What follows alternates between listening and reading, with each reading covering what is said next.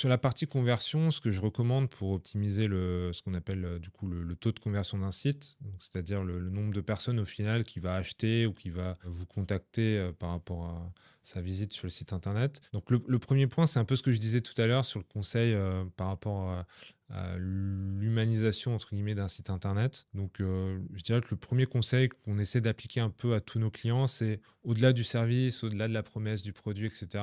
Est-ce que j'ai bien mis en avant l'aspect humain, relationnel, que ce soit au niveau de l'équipe ou que ce soit au niveau du support que je pourrais apporter par la suite.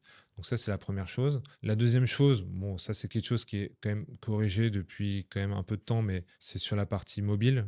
Donc bon, nous, on voit encore quand même des sites qui sont un peu buggés ou pas assez ergonomiques sur la partie mobile. Donc ça, bon, c'est de mieux en mieux, je dirais, mais on voit encore des problèmes là-dessus.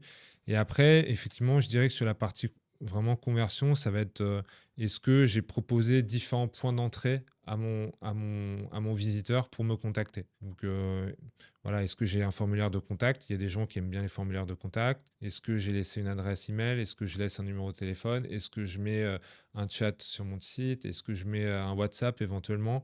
Donc c'est un peu ce que je disais tout à l'heure sur les formats. Bah, sur les canaux de communication, c'est un peu pareil, c'est de dire bah chaque personne a un peu son canal de communication préféré. Donc, plus j'en mets, plus je vais pouvoir proposer voilà, la bonne alternative à mon visiteur. Ouais.